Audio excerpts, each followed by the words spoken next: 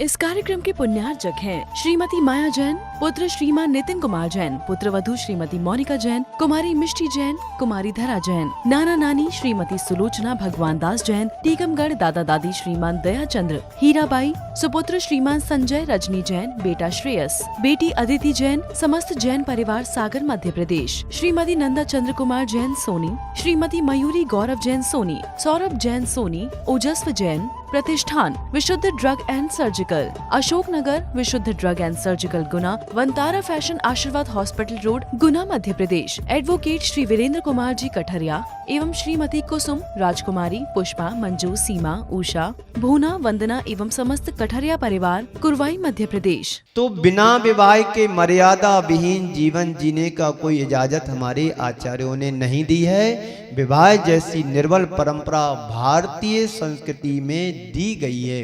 उस निर्मल परंपरा को हम निर्मल बना करके रखें, क्योंकि विवाह तो तीर्थंकरों ने भी किया था, तो इसलिए कोई डरने की बात नहीं है। पर कोई बीच का रास्ता उन्होंने नहीं बताया है। आज मैं जिसकी चर्चा करने जा रहा हूं वह गृहस्थ जीवन का एक महत्वपूर्ण पक्ष है। इससे पहले कि हम समझें कि विवाह का अर्थ क्या है, भारतीय संस्कृति में विवाह के लिए अनेक शब्द गढ़े गए हैं। उन शब्दों में पूरा जीवन दर्शन समाहित है। आज विवाह के शादी जैसा शब्द घटिया शब्द आ गया विवाह में। ये शादी शब्द भारत का नहीं है, ये विदेश का है। शादी में वह अर्थ नहीं है जो विवाह में छिपा हुआ है। शादी का अर्थ तो बर्बादी होती है।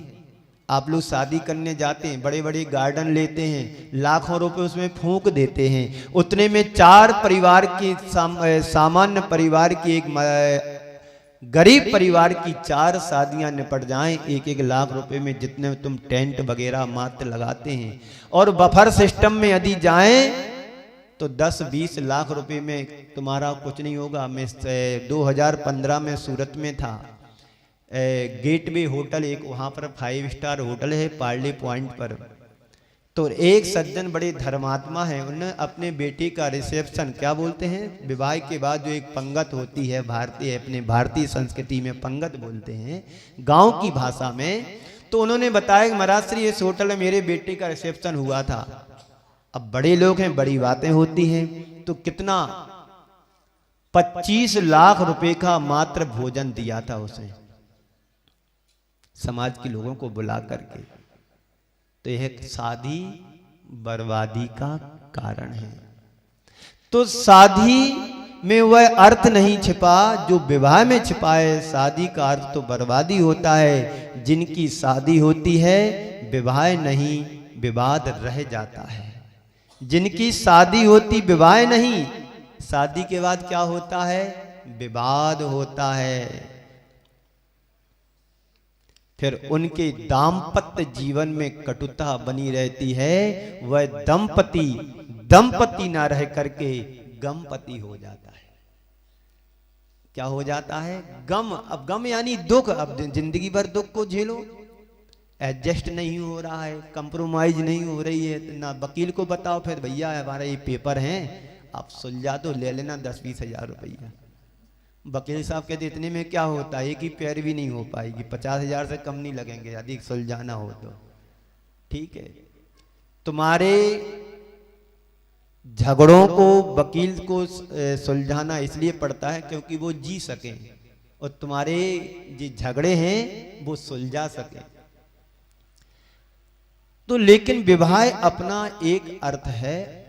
शादी भारतीय शब्द नहीं, विदेशी शब्द है, और विवाह भारतीय शब्द कहलाता है। विवाह का अर्थ है विशिष्ट रूप से वहन करना, स्वीकार करना, पुरुष द्वारा कन्या का वरण करना और जीवन पर्यंत वहन करने का संकल्प लेना। सुन रहे हो आप लोगों ने शादी की है कि विवाह किया मुझे नहीं पता है, पर एक काम की चीजें हैं जो तुम नजरअंदाज कर देते हैं। और हर घर में होता क्या है, आज के समय में शादी को 6 माह पूरे नहीं होते हैं और आपस में तनातनी शुरू हो जाती है। पर एक समय ऐसा आता है कि भैया तलाक करने में ही छोड़ छुट्टी करने में ही फायदा है। माता पिता बड़े सुकून से जीवन जीना चाहते थे और उन्होंने सोचा था कि चलो बेटे की शादी या बेटे की शादी कर देता हूं तो कम से कम हम कर्ज से मुक्त हो जाएंगे।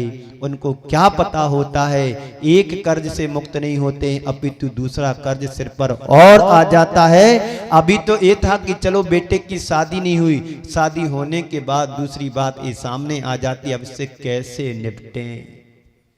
एक व्यक्ति है नहाने के लिए जा रहा है और कीचड़ लपेट रहा है। नहाने को जा रहा और कीचड़ लपेट, बोले नहाना इसलिए कीचड़ लगा रहा हूं। भैया इससे अच्छा था कि शादी नहीं हुई तो एक ही गाना था कि बेटे की शादी नहीं हुई। अब शादी होने के बाद दो जवाबदारियां बढ़ जाती हैं कि बेटे को कैसे सुरक्षित रखूं, उससे कर्ज से कैसे मुक्त करूं, जो दूसरा कर्ज एक कोट के रूप में चल रहा है। तो पुरुष द्वारा कन्या का वरण करना और जीवन पर्यंत वहन करने का संकल्प लेना कि हम जब दूसरे घर की किसी लड़की या कन्या को लेकर के आए हैं तो जीवन पर्यंत उसकी जिम्मेदारी को निभाना। करते हैं आप लोग? इतना करना पड़ता है, करते नहीं है। उस समय तो 7 संकल्प लिए थे पंडित जी के सामने, हाँ हाँ कहते गए, क्योंकि कोई दूसरा मिल नहीं रहा था। अब इसको मना करें तो गड़बड़ हो जाएगा। तो एक शब्द परिणय भी आता है। सब प्रकार की जिम्मेदारियों को अपने ऊपर ले लेना। परि आसमन्तात नयति इति परिणयः, परि आसमन्तात नयति इति परिणयः। वर वधू जब एक दूसरे से जुड़े तो एक दूसरे के प्रति समर्पित होकर के सारी जिम्मेदारियों को अपने ऊपर आत्मसात कर लें, उसका नाम परिणय होता है। वर वधू यानी लड़का लड़की एक दूसरे से जुड़ करके एक दूसरे के प्रति समर्पित होकर के सारी व्यवस्थाओं को, सारी जिम्मेदारियों को, सभी चीजों को आत्मसात कर लेना ही परिणय माना जाता है। इसके बाद पाणी ग्रहण भी होता है। एक शब्द, ये शब्द कहाँ आ रहा? भारतीय संस्कृति में आ रहा है। विदेशों में सारी व्यवस्थाएं नहीं है, वहां तो दूसरा कल्चर है। क्या है? Living relationship. जब तक जीना है ऐसो आराम के साथ जियो, जब तक तुम्हारी उनसे एडजस्टमेंट एंड कंप्रोमाइज हो रहा है तब तक उनके साथ जीवन जीते हैं। और जिस दिन नहीं बना तो यहां जैसे झगड़े नहीं करते, अलग हो जाते हैं। आप अपना देखें, हम अपना देखते हैं, दोनों कमाते हैं। ये कहां पर होता है? विदेशों में होता है। लेकिन भारत में ऐसा नहीं। भारत में विवाह होता है, पारिग्रहण होता है और शादी नहीं। शादी तो विदेश का है। सब विवाह होता है, पारिग्रहण होता है और बताते हैं परिणय। हाँ, तो इसके बाद पाणिग्रहण, जिसका अर्थ है हाथ थाम लेना। आप दुपट्टे में गठान बांध देते हैं ना, इसका क्या मतलब है? अब तुम्हारा गठबंधन सरकार बन गई है, अब कोई घबराने की बात नहीं है। तो हाथ थाम लेने का मतलब है पूरी जिम्मेदारी अपने ऊपर ले लेना। उसके प्रति हमें अपने दायित्वों का पूरा ख्याल रखना। अब दूसरे घर की कन्या तुम लेकर के आए हैं तो सास का कर्तव्य होता है आने वाली नई बहू का अच्छे से ध्यान रखे। जब धीरे धीरे वो थोड़ा घुल मिल जाती है तो बहू का भी कर्तव्य होता है अपनी सासू माँ का पूरा ध्यान रखे। तभी एक दूसरे के दायित्व कर्तव्यों का पूरा हम कर सकते। इसका नाम है पाणी ग्रहण। एक एक शब्द में कितना गहरा अर्थ छिपा होता है। इस विवाह की हमारे यहाँ मंजूरी दी गई है और जैन दर्शन में तो ये कहा गया है अगर गृहस्थ विवाह कर लेता है तो उसे ब्रह्मचारी भी कहा गया है। आचार्य समंत्रभद्र महाराज ने एक शब्द दिया है। शादी करने के बाद भी आचार्य, महान दार्शनिक जो आचार्य हुए हैं, उन्होंने एक गृहस्थ के लिए ब्रह्मचारी कहा है। क्यों कहा है? इसलिए कहा गया है कि तुम एक पत्नी में संतुष्ट रहो। पति पत्नी में रहे और पत्नी अपने पति में रहे, पतिव्रता धर्म का पालन करे। अगर गृहस्थ विवाह कर लेता है तो उसे ब्रह्मचारी कहा है, जिसे आचार्य समंतभद्र महाराज ने सुधार संतोष व्रत धारण करने की प्रेरणा दी है। सुधार संतोष व्रत धारण करो, एक पति व्रत धारण करो, एक पत्नी व्रत धारण करो। विवाह का अर्थ जीवन का केंद्रीकरण है। विवाह का अर्थ जीवन का केंद्रीकरण है, अपनी असीम आकांक्षाओं को एक में सीमित कर लेना। विवाह का मूल उद्देश्य यही है, जिसमें व्यक्ति अपनी मर्यादाओं को स्थापित कर सकता है, अपने जीवन की मर्यादाओं को मर्यादाओं को अपने जीवन में धारण करके अपने जीवन को आगे बढ़ाता है। मर्यादाओं का हनन ना हो सके, उसका नाम सुधार संतोष व्रत कहा गया है। सामाजिक मर्यादाओं में बनकर के मानवीय जीवन जीना ही विवाह का लक्ष्य होता है। जैन परंपरा के अनुसार हमारे आचार्यों ने कहा है, जैन परंपरा के अनुसार जब हम विवाह के इतिहास पर विचार करते हैं तो ज्ञात होता है कि भगवान ऋषभदेव के पहले यहां विवाह की पद्धति नहीं थी।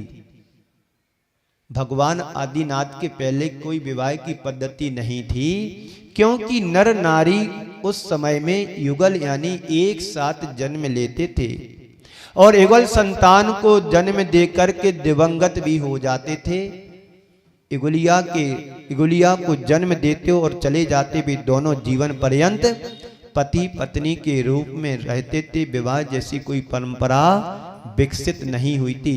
लेकिन सबसे पहले इस युग में विवाह किया गया तो भगवान ऋषभदेव का जो अंतिम कुलकर नाभि राय राजा के पुत्र थे, उन्होंने नंदा सुनंदा नाम की 2 कन्याओं से ऋषभदेव का विवाह कराया और विवाह की परिपाटी चला दी। उस समय जो विवाह परंपरा विकसित हुई वह परंपरा आज तक चली आ रही है।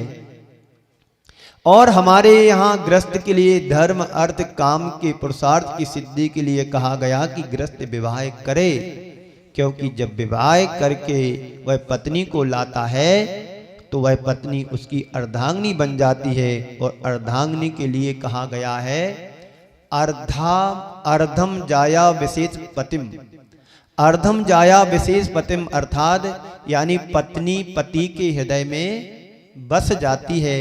मन वचन काय से दोनों का एकाकार हो जाते हैं और जब ऐसी एक रूपता आती है तब जीवन का विकास अपने आप प्रारंभ हो जाता है। जीवन में सामंजस्य स्थापित होने लगता है। ऐसे ही सामंजस्य को स्थापित करने की प्रेरणा हमारे आचार्यों ने दी है और यही विवाह का उद्देश्य है। बहुतों का यहाँ विवाह तो हो गया है, कुछ लाइन में लगे होंगे और कुछ चक्कर भी लगा रहे होंगे, पर विवाह करने वाले और जिनका विवाह होने वाला है उन सबसे मैं यही कहना चाहता हूँ कि विवाह के उद्देश्य को समझो। विवाह का उद्देश्य 3 बातों में कहा गया है। धर्म संतति, विवाह हम क्यों करते हैं? सबसे नंबर है धर्म संतति के लिए, संपत्ति के लिए, प्रजा उत्पत्ति के लिए, और तीसरा है रति। इन्हें पढ़कर मैं बिल्कुल आश्चर्य में पड़ गया कि कहाँ तो यह कहते हैं कि गृहस्थी में फंसने वाला धर्म भ्रष्ट हो जाता है, वह धर्म नहीं कर सकता, साधना के मार्ग में नहीं बढ़ सकता, जंजाल में फंस जाता। और यहाँ पहला उद्देश्य बताया जा रहा है धर्म संपत्ति। विवाह के बाद धर्म संपत्ति कैसी और रति को तो एकदम अंत में ले जाकर के रखा है। यही तो हमारी भारतीय संस्कृति की विशेषता है। यह भोग और विलासिता की संस्कृति नहीं है। भारत की संस्कृति तो त्याग और संयम की है, योग साधना की है। हमेशा भोग से योग की ओर बढ़ने की शिक्षा और प्रेरणा भारतीय वसुंधरा में दी गई है, इसलिए रति को सबसे अंत में रखा गया है। समय आपका हो रहा है, कल फिर इस पर और अपन विचार विमर्श करेंगे। दीपावली का समय आपका चल रहा है, आपको मैं नहीं चाहता हूँ कि यहाँ पर आपको ज़्यादा रोकें, क्योंकि घर गृहस्थी के कार्य भी तुम्हें अपने दायित्वों को पूरा करना है, सफाई भी करना है, किसी को कहीं बाहर भी जाना होता है, दुकान भी जाना होता है, खेती वालों को खेत के काम भी बाकी पड़े हैं। इसलिए कम बताया अधिक समझना, ये बातें ऐसी हैं जो तुम्हारे जीवन से जुड़ी हुई बातें होती हैं, इनको हमें समझने की ज़रूरत है। ये छोटे छोटे शब्द जरूर हैं, लेकिन इनमें बड़ा गंभीर रहस्य छिपा होता है। यदि व्यक्ति समझ ले तो जीवन में कभी तनातनी भी ना हो, तलाक भी ना हो। तलाक जैसी स्थितियां आज समाज में, हर समाज में बहुत ज़्यादा बढ़ रही हैं। इसका एक ही दो कारण हमें सामने समझ में आते हैं। पहले की लोग शिक्षा ग्रहण करते थे, लेकिन मर्यादित होकर के शिक्षा को ग्रहण करते थे। आज सारी शिक्षा मर्यादा विहीन हो गई है, क्योंकि कु एजुकेशन जो एक पद्धति है, पहले के बच्चे गुरुकुलों में पढ़ते थे, कोई व्यवस्थाएं नहीं होती थी। आज वर्तमान में एक साथ लड़का लड़की पढ़ते हैं, जब तक बनता है तो अच्छा, और नहीं बनता है तो या तो सुसाइड करते हैं या कोई दूसरा और कारण अपना करके अपने जीवन को समाप्त कर लेते हैं। आपने कुछ दिन पहले एक घटना रोज आती रहती, लोग बता देते हैं तो मालूम पड़ जाता है, बाकी पता नहीं पड़ता है। तो आप लोगों ने देखा सुना होगा कलकत्ता की वो घटना, एक डॉक्टर लड़की अपने जीवन से खो बैठी। ये क्यों हुआ? ये इसलिए हुआ कि तब जब तक उनके साथ एडजस्ट हुआ तो कोई बुरी बात नहीं थी, जब एडजस्ट नहीं कर पाए तो उसका काम तमाम। इस कार्यक्रम के पुण्यार्चक थे श्रीमती माया जैन, पुत्र श्रीमान नितिन कुमार जैन, पुत्र वधू श्रीमती मोनिका जैन, कुमारी मिष्टी जैन, कुमारी धरा जैन, नाना नानी श्रीमती सुलोचना भगवान दास जैन, टीकमगढ़ दादा दादी श्रीमान दया चंद्र, हीराबाई, सुपुत्र श्रीमान संजय रजनी जैन, बेटा श्रेयस, बेटी अदिति जैन, समस्त जैन परिवार सागर मध्य प्रदेश, श्रीमती नंदा चंद्र कुमार जैन सोनी, श्रीमती मयूरी गौरव जैन सोनी, सौरभ जैन सोनी, ओजस्व जैन, प्रतिष्ठान विशुद्ध drug and surgical, Ashok Nagar विशुद्ध drug and surgical Guna, Vantara fashion आशीर्वाद हॉस्पिटल रोड गुना मध्य प्रदेश, एडवोकेट श्री वीरेंद्र कुमार जी कठरिया एवं श्रीमती कुसुम, राजकुमारी, पुष्पा, मंजू, सीमा, उषा, भूना, वंदना एवं समस्त कठरिया परिवार कुरवाई मध्य प्रदेश।